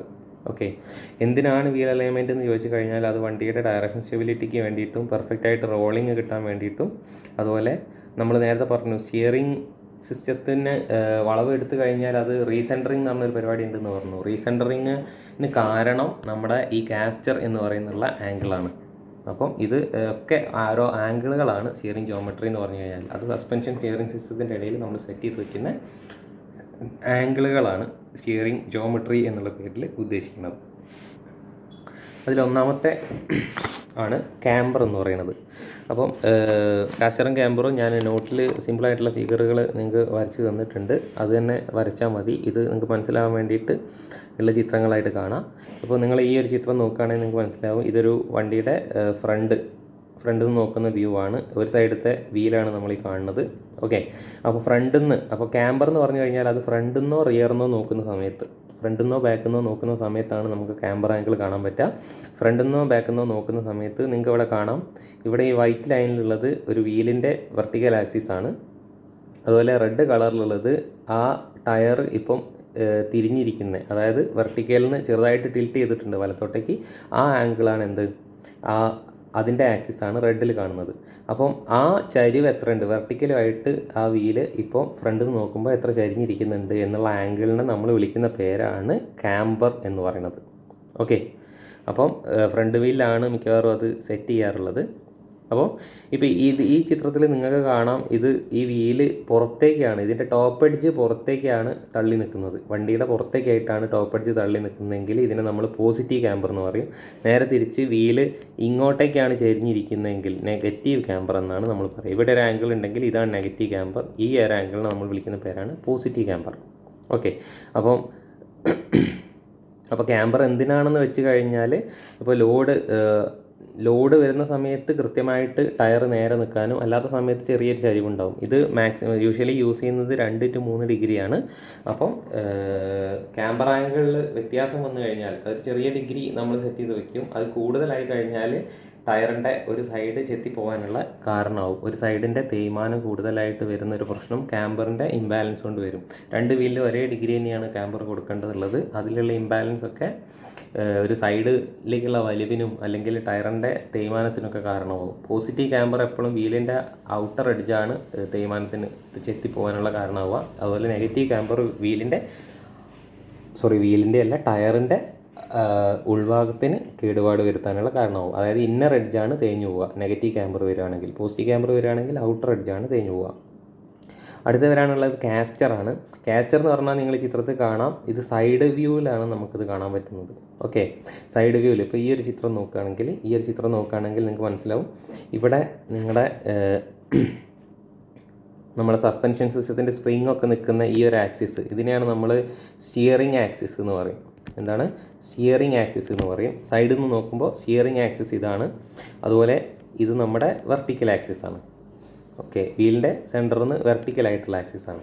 അപ്പോൾ നിങ്ങൾക്ക് സൈഡിൽ നിന്ന് നോക്കുന്ന സമയത്ത് വെർട്ടിക്കൽ ആക്സിസിനകത്ത് നിന്ന് സ്റ്റിയറിംഗ് ആക്സിസ് ഒരു സൈഡിലോട്ട് ടിൽറ്റ് ചെയ്തതായിട്ട് കാണാം. ഇപ്പോൾ ഈ ചിത്രത്തിൽ ഇത് ഡ്രൈവർ സൈഡിലേക്കാണ് ടിൽറ്റ് ചെയ്തിരിക്കുന്നത്. അതുകൊണ്ട് അല്ലെങ്കിൽ ഈ ഒരു ആംഗിളിനെയാണ് നമ്മൾ വിളിക്കുന്നത് കാസ്റ്റർ എന്ന് പറഞ്ഞു കഴിഞ്ഞാൽ. ഓക്കെ, കാസ്റ്റർ എന്ന് പറഞ്ഞാൽ എന്താണ്, സൈഡിൽ നിന്ന് നോക്കുന്ന സമയത്ത് വീലിൻ്റെ വെർട്ടിക്കലിനകത്തു നിന്ന് സ്റ്റിയറിംഗ് ആക്സിസ് ടിൽറ്റ് ചെയ്തിരിക്കുന്ന ഈ ഒരു ആംഗിളിനെ വിളിക്കുന്ന പേരാണ് കാസ്റ്റർ. ഇത് ഡ്രൈവർ സൈഡിലേക്കാണ് ടിൽറ്റ് ചെയ്തിരിക്കുന്നതെങ്കിൽ അതിനെ പോസിറ്റീവ് കാസ്റ്റർ എന്ന് പറയും. അതല്ല, ഇത് ഇനിയിപ്പോൾ ഈ സാധനം ഇങ്ങനെ സ്പ്രിങ് ഇങ്ങോട്ടാണ് കണക്ട് ചെയ്തതെങ്കിൽ ഇങ്ങനെ വന്നു കഴിഞ്ഞാൽ അത് നെഗറ്റീവ് കാസ്റ്റർ എന്ന് പറയും.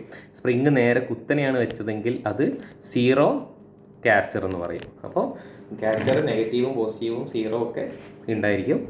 അപ്പോൾ അതിൻ്റെ കാരണങ്ങളൊക്കെ വിശദമായിട്ടൊന്നും നിങ്ങളിപ്പോൾ പഠിക്കണമെന്നില്ല. ജസ്റ്റ് ഈ ചിത്രം വരച്ച് വയ്ക്കാനുള്ളത് പഠിക്കണം. ഇതവിടെ ഈ ഒരു ചിത്രം നോക്കിക്കഴിഞ്ഞാൽ നിങ്ങൾക്ക് കാണാം, ഇത് ഏറ്റവും സിമ്പിളായിട്ട് ഒരു വീല് സൈഡ് വ്യൂ ആണ്. അതിനകത്ത് ഇത് പോസിറ്റീവ് കാസ്റ്ററാണ് നമ്മളിവിടെ കാണിച്ചിരിക്കുന്നത്. ഇത് ഇങ്ങോട്ടേക്ക് കാണിച്ചു കഴിഞ്ഞാൽ എന്തായി, നെഗറ്റീവ് കാസ്റ്ററായിട്ട് മാറി. അപ്പോൾ നമ്മൾ എഴുതേണ്ടത് എന്താണ്, ഇത് കിങ് പിൻ ആക്സിസ് അല്ലെങ്കിൽ സ്റ്റിയറിംഗ് ആക്സിസ്. ഞാൻ നേരത്തെ സ്റ്റിയറിംഗ് ആക്സിസും കിങ് പിൻ ആക്സിസും സെയിം ആണെന്ന് പറഞ്ഞിട്ടുണ്ടായിരുന്നു. കിങ് പിൻ പഴയ വാഹനങ്ങളിൽ യൂസ് ചെയ്യുന്നതാണ്. ഇപ്പം അതിന് പകരം ബോൾ ജോയിൻ്റ് ഒക്കെയാണ് യൂസ് ചെയ്യുന്നത്. ആ ആക്സിസിനെ നമ്മൾ സ്റ്റിയറിംഗ് ആക്സിസ് എന്ന് വിളിക്കുകയും ചെയ്യും. ഓക്കെ,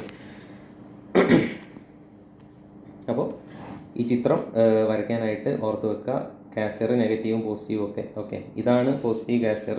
ഇവിടെ അടുത്തതായിട്ട് നെഗറ്റീവ് കാസ്റ്ററിൻ്റെ ചിത്രം കാണാം. നമ്മുടെ ഈ സ്റ്റിയറിംഗ് ആക്സിസ് ടിൽറ്റ് ചെയ്തിരിക്കുന്നത് വാഹനത്തിൻ്റെ ഫ്രണ്ട് സൈഡിലേക്കാണ്. വെർട്ടിക്കലിനകത്ത് നിന്ന് വാഹനത്തിൻ്റെ ഫ്രണ്ട് സൈഡിൽ, ഇതാണ് ഫ്രണ്ട് ഓഫ് വെഹിക്കിൾ, ഫ്രണ്ടിലേക്കാണ് ടിൽറ്റ് ചെയ്തിരിക്കുന്നതെങ്കിൽ ഈ ആംഗിളാണ് എന്ത്, നെഗറ്റീവ് കാസ്റ്റർ എന്ന് പറയുന്നത്.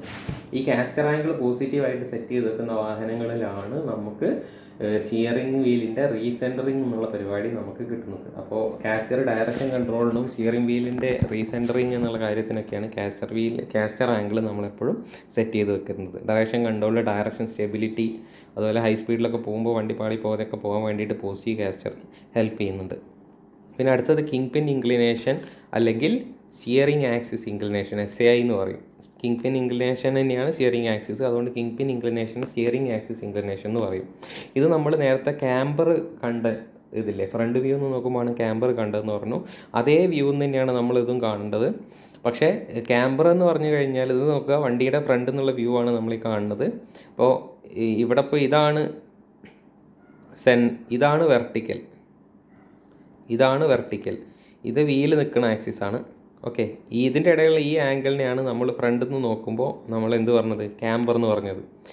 ഈ വെർട്ടിക്കലിൽ നിന്ന് ഇങ്ങോട്ടേക്ക് നോക്കുക, അതായത് ഇതിൻ്റെ ഉള്ളിൽ സ്റ്റിയറിംഗ് ആക്സിസ് കാണാം. നമ്മൾ നേരത്തെ കണ്ട പോലെ നമ്മൾ സ്പ്രിംഗ് ഒക്കെ ഉള്ള ആ നിൽക്കുന്ന ആക്സിസ്, സസ്പെൻഷൻ സ്പ്രിംഗ് ഒക്കെ നിൽക്കുന്ന ആക്സിസാണ് സ്റ്റിയറിംഗ് ആക്സിസ് എന്ന് പറയുന്നത്. ഇപ്പോൾ ഈ സ്റ്റിയറിംഗ് ആക്സിസിന് ഫ്രണ്ടിൽ നിന്ന് നോക്കുമ്പോൾ വെർട്ടിക്കലായിട്ട് ഉണ്ടാക്കുന്ന ആംഗിൾ, ഇതിന് നമ്മൾ വിളിക്കുന്ന പേരാണ് സ്റ്റിയറിംഗ് ആക്സിസ് ഇൻക്ലിനേഷൻ അല്ലെങ്കിൽ കിങ് പിൻ ഇൻക്ലിനേഷൻ എന്ന് പറയുന്നത്. ഓക്കെ, ഈ കിങ് പിൻ ഇൻക്ലിനേഷൻ ഇത് വണ്ടി ഉണ്ടാക്കുമ്പോൾ തന്നെ സെറ്റ് ചെയ്ത് വെക്കുന്ന സാധനമാണ്. ഈ കിങ് പിൻ ഇൻക്ലിനേഷനും പോസിറ്റീവ് കാസ്റ്ററും കൂടെ ചേർന്നിട്ടാണ് നമ്മുടെ സ്റ്റിയറിംഗ് വീലിൻ്റെ റീസെൻറ്ററിങ്ങിനൊക്കെ സഹായിക്കുന്നത്. കാസ്റ്റർ മാത്രമല്ല, സ്റ്റിയറിംഗ് ആക്സിസ് ഇൻക്ലിനേഷനും അതിൽ പ്രധാനപ്പെട്ട ഒരു പങ്ക് വഹിക്കുന്നുണ്ട്. ഓക്കെ, അപ്പോൾ സ്റ്റിയറിംഗ് ആക്സിസ് ഇൻക്ലിനേഷൻ എന്താണെന്ന് മനസ്സിലാക്കുക, ക്യാമ്പർ എന്താണെന്ന് മനസ്സിലാക്കുക. ഇത് രണ്ടും ഒരേ വ്യൂ തന്നെയാണ് കിട്ടുന്നത്. ക്യാമ്പർ എന്ന് പറഞ്ഞു കഴിഞ്ഞാൽ വെർട്ടിക്കലും ടയറിൻ്റെ ടിൽറ്റും തമ്മിലുള്ള ആംഗിളാണ്. സ്റ്റിയറിംഗ് ആക്സിസ് ഇൻക്ലിനേഷൻ അല്ലെങ്കിൽ കിങ് പിൻ ഇൻക്ലിനേഷൻ എന്ന് പറഞ്ഞു കഴിഞ്ഞാൽ ആ വെർട്ടിക്കലും സ്റ്റിയറിംഗ് ആക്സിസ് ഇൻക്ലിനേഷനും തമ്മിലുള്ള ആംഗിളാണെന്നുള്ള വ്യത്യാസം മനസ്സിലാക്കി വെക്കുക. പിന്നെ അടുത്തതാണ് ടോയിനും ടോ ഔട്ടും ആ പേര് പോലെ തന്നെ നമ്മൾ ടോപ്പ് എന്ന് നോക്കുമ്പോഴാണ്, ടോപ്പ് എന്ന് ഓർത്താൽ മതി. ടോപ്പ് എന്ന് നോക്കുമ്പോഴാണ് ടോയിനും ടോ ഔട്ടും നമുക്കറിയാൻ പറ്റുക. സാധാരണയായിട്ട് ഇത് നമുക്ക് കൃത്യമായിട്ട് അനുഭവപ്പെടുന്നത് നമ്മൾ ടിൽറ്റ് വളവ് തിരിക്കുമ്പോഴാണ്. വണ്ടി വളവ് തിരിക്കുന്ന സമയത്ത് ഞാൻ നേരത്തെ പറഞ്ഞു, ലെഫ്റ്റിലെ വീല് കൂടുതൽ ആംഗിളിലും റൈറ്റിലെ വീല് കുറഞ്ഞ ആംഗിളിലും തിരിക്കുന്ന സമയത്ത് രണ്ടും പാരലലായിട്ടല്ല, ഒന്ന് മറ്റേതിനെ അപേക്ഷിച്ച് കുറച്ച് പുറത്തേക്ക് തിരിഞ്ഞ് നിൽക്കുന്ന പോലെ നമുക്ക് കാണാൻ പറ്റും. അപ്പം ആ ഒരു അവസ്ഥയാണ് നമ്മൾ ടോ ഔട്ട് എന്നുള്ളൊരവസ്ഥ വണ്ടിയിൽ ഉണ്ടാക്കുന്നത്. പക്ഷേ നമ്മൾ ചിത്രത്തിൽ കാണിക്കുന്ന സമയത്ത് ഈ ഒരു ചിത്രം നിങ്ങൾ പരിശോധിക്കുകയാണെന്നുണ്ടെങ്കിൽ ഇവിടെ ടോപ്പ് എന്നുള്ള വ്യൂ ആണിത്. ടോപ്പ് നിന്ന് നോക്കുന്ന സമയത്ത് ഫ്രണ്ട് വീലാണ് കാണുന്നത്. ഫ്രണ്ട് വീലിൻ്റെ ഫ്രണ്ട് സൈഡ് അടുത്ത് വരികയും ബാക്ക് സൈഡ് അകന്നു പോവുകയും ചെയ്യുന്ന ഈ അവസ്ഥയാണ് ടോ ഇൻ. ഫ്രണ്ടിൽ എന്താണോ സംഭവിക്കുന്നത് അത് വെച്ചിട്ടാണ് പേരിടുന്നത്. ഫ്രണ്ടിൽ ഇപ്പോൾ അടുത്ത് വരികയാണ്, അതുകൊണ്ട് ടോ ഇൻ, അകത്തേക്ക് വന്നതുകൊണ്ട്. ഇവിടെ ഫ്രണ്ട് ഭാഗം അകന്നു പോയിട്ടുണ്ട്, ഔട്ടിലേക്കാണ് പോയത്, അതുകൊണ്ട് നമ്മൾ അതിനെ വിളിക്കും ടോ ഔട്ട്. അപ്പോൾ ടോ ഇന്നും ടോ ഔട്ടും മാറിപ്പോകരുത്, ക്യാമ്പറും സ്റ്റിയറിംഗ് ആക്സിസ് ഇൻക്ലിനേഷനും മാറിപ്പോകരുത്. കാസ്റ്റർ സൈഡ് വ്യൂ എന്നാണെന്നുള്ള ഓർത്താൽ മതി. ക്യാമ്പറും സ്റ്റിയറിംഗ് ആക്സിസ് ഇൻക്ലിനേഷനും ഫ്രണ്ട് വ്യൂ എന്നാണ്. ടോ ഔട്ടും ടോ ഇന്നും ടോപ്പ് വ്യൂ എന്നാണ്. അപ്പോൾ ഇതാണ് സ്റ്റിയറിംഗ് ജോമെട്രി. എല്ലാ പ്രാവശ്യവും ഇത് വെച്ചിട്ടൊരു ക്വസ്റ്റ്യൻ വരാറുണ്ട്. അപ്പോൾ അത് കൃത്യമായിട്ട് പഠിച്ചു വയ്ക്കുക, ചിത്രം വരയ്ക്കാൻ പഠിക്കുക. ഓക്കെ, ഏറ്റവും സിമ്പിളായിട്ടുള്ള സ്കെച്ച് മാത്രം വരച്ച് പഠിച്ചാൽ മതി. ടോ ഇൻ ടോ ഔട്ട്, ക്യാമ്പറിൽ പോസിറ്റീവ് നെഗറ്റീവ്, കാസ്റ്ററിൽ പോസിറ്റീവ് നെഗറ്റീവ്, അതുപോലെ കിങ് പിൻ ഇൻക്ലിനേഷൻ, ഇത്രയും സാധനങ്ങളുടെ ഫിഗർ വരയ്ക്കാൻ പഠിക്കാം. ഓക്കെ, പിന്നെ നമുക്ക് ഓട്ടോമൊബൈൽ വീലുകളെ കുറിച്ചാണ് പറയാനുള്ളത്. വീലുകൾ എന്ന് പറഞ്ഞാൽ നമ്മൾ ടയർ ഫിറ്റ് ചെയ്യുന്ന ആ ഒരു ഭാഗമാണ് ഓട്ടോമൊബൈൽ വീലെന്ന് പറഞ്ഞാൽ. വീലിൻ്റെ ഫങ്ഷൻസൊക്കെ നിങ്ങൾക്ക് അറിയാം, അതൊക്കെ ഒന്ന് ഈ പോയിന്റുകളൊക്കെ ഒന്ന് വായിച്ചു വെക്കുക. അത്ര ഇമ്പോർട്ടൻ്റ് അല്ല, എന്നാലും മനസ്സിലാക്കി വെക്കാം.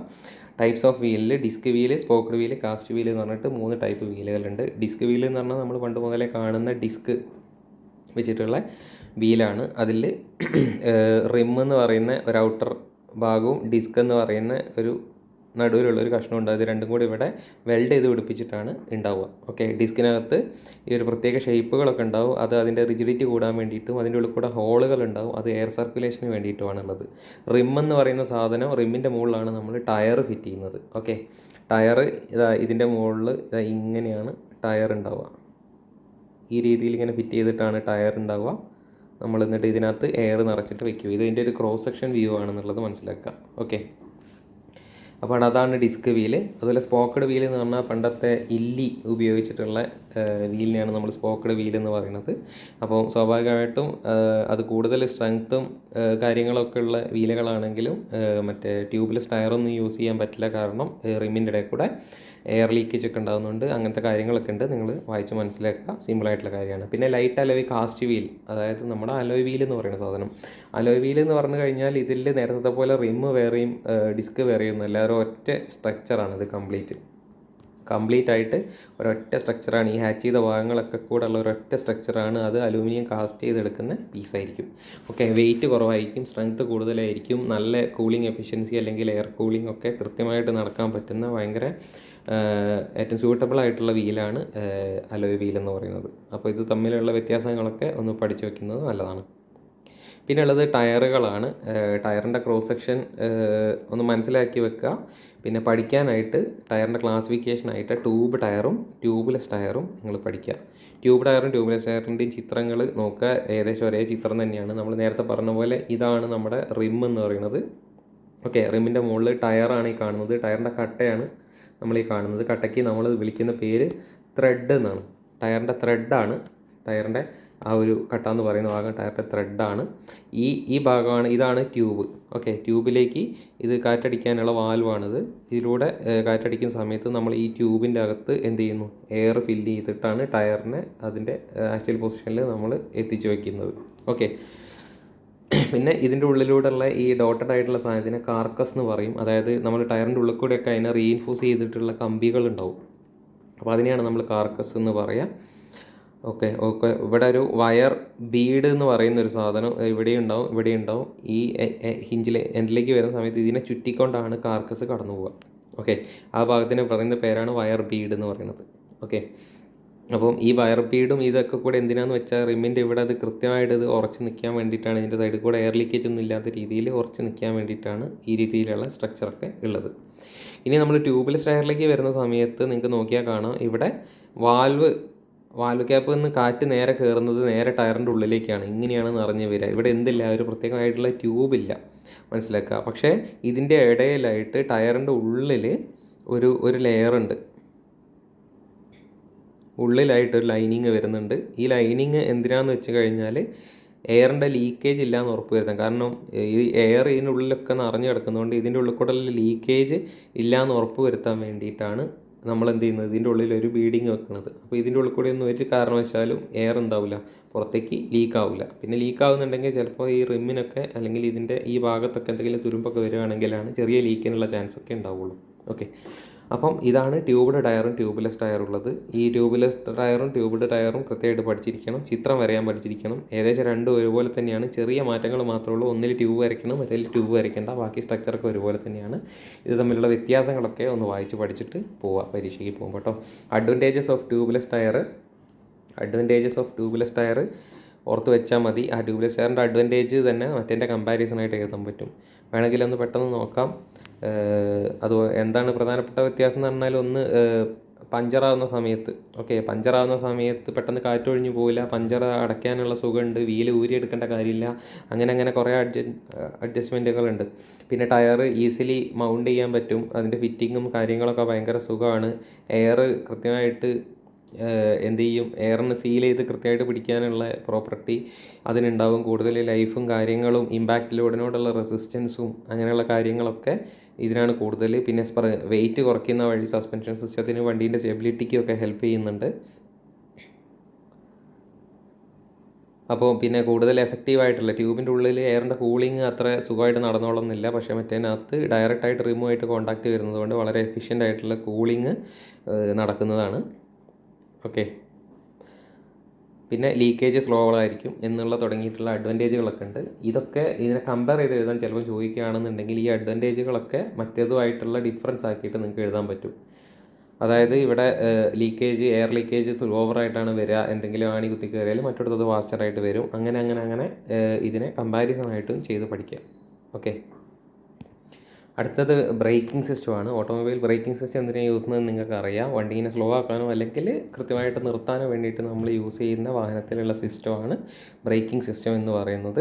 അപ്പോൾ അതിൻ്റെ ആവശ്യങ്ങൾ തരംതിരിച്ചിരിക്കുന്നത് വണ്ടി നിർത്താൻ വേണ്ടിയിട്ട്, സ്പീഡ് കൺട്രോൾ ചെയ്യാൻ വേണ്ടിയിട്ട്, അതുപോലെ തന്നെ ഒരു ഇറക്കമൊക്കെ ഇറങ്ങുന്ന സമയത്ത് കൺട്രോൾ ചെയ്തിട്ട് താഴേക്ക് കൺട്രോൾഡ് സ്പീഡിൽ താഴേക്ക് വരാൻ വേണ്ടിയിട്ട്, അതായത് സ്പീഡ് കൺട്രോൾ ചെയ്യാൻ വേണ്ടിയിട്ട്.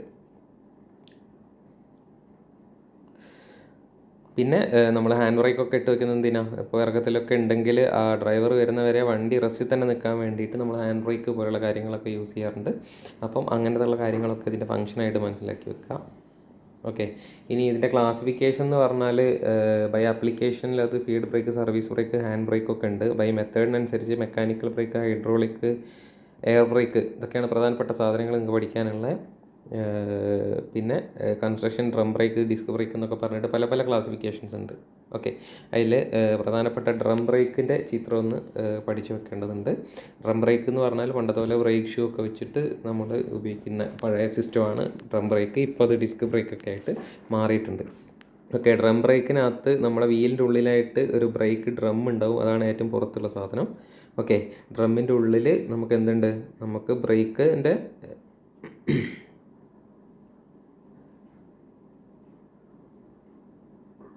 ബ്രേക്ക് ഷൂ എന്ന് പറയുന്ന സാധനമാണ് നമ്മൾ ഈ കാണുന്നത്.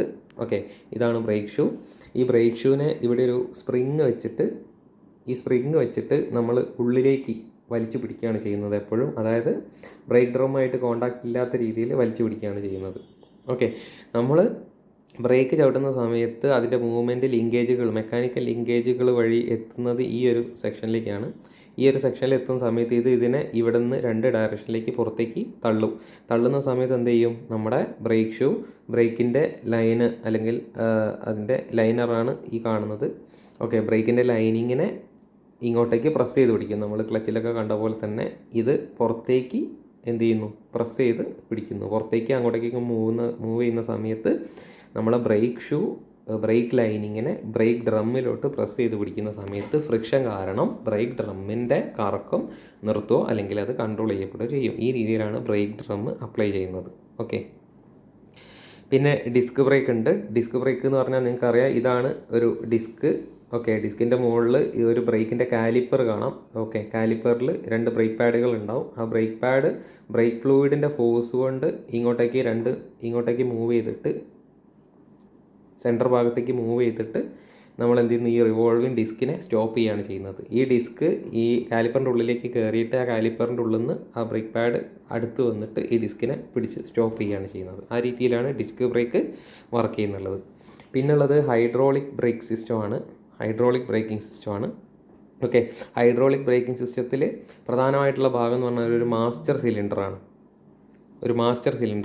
ഹൈഡ്രോളിക് ബ്രേക്കിംഗ് സിസ്റ്റത്തിൽ നമ്മൾ കൊടുക്കുന്ന, ഇപ്പോൾ മെക്കാനിക്കൽ ബ്രേക്ക് അല്ലെങ്കിൽ ഡ്രം ബ്രേക്കിലൊക്കെ നമ്മൾ ചെയ്യുന്നത്, നമ്മൾ കൊടുക്കുന്ന മൂവ്മെൻറ്റ് അതുപോലെ തന്നെ മെക്കാനിക്കൽ ലിങ്കേജ് വഴി ട്രാൻസ്ഫർ ചെയ്തിട്ട് ബ്രേക്ക് ഡ്രമ്മിൻ്റെ ഉള്ളിൽ വരെ എത്തുകയാണ്. അപ്പോൾ വണ്ടി നിർത്താനുള്ള ഫുൾ എഫേർട്ട് നമ്മുടെ കാലുകൊണ്ട് നമ്മൾ ഫോഴ്സായിട്ട് അപ്ലൈ ചെയ്യേണ്ടതുണ്ട്. നല്ല വെയിറ്റുള്ള വണ്ടിയാണെങ്കിൽ ചവിട്ടി നിർത്താനൊക്കെ ഭയങ്കര ബുദ്ധിമുട്ടായിരിക്കും ഈ മെക്കാനിക്കൽ ബ്രേക്കുകളൊക്കെ യൂസ് ചെയ്യുന്ന സമയത്ത്. ഓക്കെ, അപ്പം ഹൈഡ്രോളിക് ബ്രേക്ക് എന്ന് പറഞ്ഞു കഴിഞ്ഞാൽ നമ്മളെ കൂടുതൽ കൺവീനിയൻ്റ് ആയിട്ട് ഭയങ്കര എഫേർട്ട്ലെസ് ആയിട്ട് ബ്രേക്ക് അപ്ലൈ ചെയ്യാനുള്ള സിസ്റ്റമാണ് ഹൈഡ്രോളിക് ബ്രേക്കിംഗ് സിസ്റ്റം എന്ന് പറയുന്നത്. ഹൈഡ്രോളിക് ബ്രേക്കിംഗ് സിസ്റ്റത്തിൽ ബ്രേക്കിൻ്റെ ലിവർ ചവിട്ടുന്ന സമയത്ത് അതൊരു മാസ്റ്റർ സിലിണ്ടർ, അതിൻ്റെ ഉള്ളിലൊരു സിലിണ്ടർ പിസ്റ്റൺ അറേഞ്ച്മെൻ്റ് ഉണ്ട്. അതിൻ്റെ ഉള്ളിലൊരു ബ്രേക്ക് ഫ്ലൂയിഡ് നിറച്ച് വെച്ചിട്ടുണ്ടാവും. ഓക്കെ, നമ്മൾ ഇത് ബ്രേക്ക് പെഡൽ ചവിട്ടുന്ന സമയത്ത് ഈ പിസ്റ്റൻ്റെ ഒരു മൂവ്മെൻറ്റ് മാത്രമാണ് ഇവിടെ ക്രിയേറ്റ് ചെയ്യുന്നത്. പിസ്റ്റൺ മൂവ് ചെയ്യുന്ന സമയത്ത് അത് ഇവിടെയുള്ള ഹൈഡ്രോളിക് ഫ്ലൂയിഡിനെ പുഷ് ചെയ്യുന്നു. ഹൈഡ്രോളിക് ഫ്ലൂയിഡ് പാസ്കൽസ് ലോ പ്രകാരം ഇൻകംപ്രസിബിൾ ആയിട്ടുള്ള ഫ്ലൂയിഡ് അതിനകത്ത് കൊടുത്ത പ്രഷർ ഈക്വലി എല്ലാ ഭാഗത്തേക്കും ഡിസ്ട്രിബ്യൂട്ട് ചെയ്തു പോകുന്നു. അത് 4 വീലിലേക്കും 4 ലൈനുകൾ ഉണ്ടാവും. അങ്ങനെ 4 വീലിലും പോയിട്ട് ഒന്നുകിൽ ഡ്രം ബ്രേക്ക് ആയിട്ടോ അല്ലെങ്കിൽ ഡിസ്ക് ബ്രേക്ക് ആയിട്ടോ അതെന്ത് ചെയ്യുന്നു? ബ്രേക്ക് അപ്ലൈ ചെയ്യുന്നു. അപ്പോൾ ഫ്ലൂയിഡിൻ്റെ മൂവ്മെൻ്റ് ആണ് ബ്രേക്കിന് കാരണമാകുന്നത്. നമ്മൾ ചെയ്യുന്നത് ആ മാസ്റ്റർ സിലിണ്ടറിൻ്റെ ഉള്ളിലെ പിസ്റ്റൺ മൂവ് ചെയ്യുക എന്നുള്ളത് മാത്രമാണ് ബ്രേക്കിൻ്റെ പെഡൽ അമർത്തിയിട്ട് ചെയ്യുന്നത്. ഇതാണ് ഹൈഡ്രോളിക് ബ്രേക്കിംഗ് സിസ്റ്റത്തിനെ കുറിച്ചിട്ട് പറയാനുള്ളത്. ഓക്കെ, മാസ്റ്റർ സിലിണ്ടറിനെ കുറിച്ച് ഡീറ്റെയിൽ ആയിട്ടൊക്കെ ഉണ്ട്. അപ്പം പരീക്ഷയ്ക്കെല്ലാം ചോദിക്കാറുണ്ട്. ഇത് കുറച്ച് കോംപ്ലിക്കേറ്റഡ് ആയതുകൊണ്ട് നമ്മൾ ഒഴിവാക്കി വിട്ടതായിരുന്നു. ഓക്കെ, നമ്മൾ തൽക്കാലം അത് ഒഴിവാക്കിയിട്ട് പിന്നെ എയർ ബ്രേക്ക് അല്ലെങ്കിൽ ന്യൂമാറ്റിക് ബ്രേക്ക് ജസ്റ്റ് ഒന്ന് നോക്കി വെക്കുക. ടൈപ്സ് ഓഫ് ബ്രേക്കുകൾ ചോദിക്കാറുണ്ട്. ഓക്കെ, അപ്പോൾ നമ്മൾ മനസ്സിലാക്കേണ്ടത് എയർ ബ്രേക്കിൽ അറ്റ്മോസ്ഫിയറിക് എയറിനെ ഒരു എയർ കംപ്രസർ വഴി കംപ്രസ് ചെയ്തിട്ട് ഒരു റിസർവോയറിലേക്ക് സ്റ്റോർ ചെയ്യുകയാണ് കംപ്രസർ എയറിനെ. എന്നിട്ടൊരു ബ്രേക്ക് വാൽവ് ഉണ്ടാവും. ബ്രേക്ക് വാൽവ് വഴി ഈ കംപ്രസ്ഡ് എയർ ബ്രേക്ക് അപ്ലൈ ചെയ്യേണ്ട സമയത്ത് 4 വീലിലേക്ക് എത്തും. നമ്മൾ ഹൈഡ്രോളിക് ബ്രേക്കിൽ നമ്മൾ ബ്രേക്കിൻ്റെ പെഡൽ അപ്ലൈ ചെയ്തിട്ട് ചെയ്തത് ഫ്ലൂയിഡിന് ആ പിസ്റ്റണിനെ മൂവ് ചെയ്യുന്നത് വഴി ഹൈഡ്രോളിക് ഫ്ലൂയിഡിനെ മൂവ് ചെയ്യുക എന്നുള്ളതാണ്.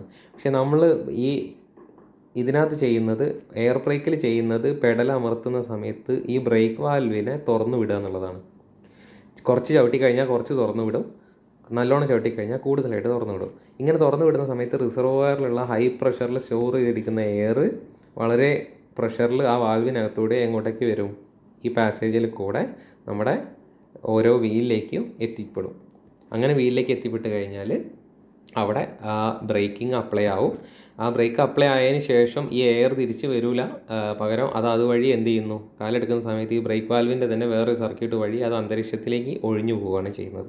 ഓക്കെ, അപ്പോൾ അങ്ങനെയാണ് എയർ അല്ലെങ്കിൽ ന്യൂമാറ്റിക് ബ്രേക്ക് വർക്ക് ചെയ്യുന്നത്. ഓക്കെ, അപ്പോൾ ഇത്രയും കാര്യങ്ങളാണ് മൊഡ്യൂൾ 3 ബന്ധപ്പെട്ടിട്ട് നമുക്ക് പറയാനുള്ളത്. ഇനി മൊഡ്യൂൾ 4 ഒരു ഇലക്ട്രിക് വെഹിക്കിൾസിൻ്റെ ഒരു ഭാഗം കൂടിയാണ് ബാക്കി ഉണ്ടാവുക. ഓക്കെ, അപ്പം വളരെ പെട്ടെന്നാണ് പറഞ്ഞു പോയിട്ടുള്ളത്. ഡൗട്ടൊക്കെ ഉണ്ടെന്നുണ്ടെങ്കിൽ നേരിട്ട് ചോദിക്കാവുന്നതാണ്, ക്ലിയർ ചെയ്യാം. Okay, thank you.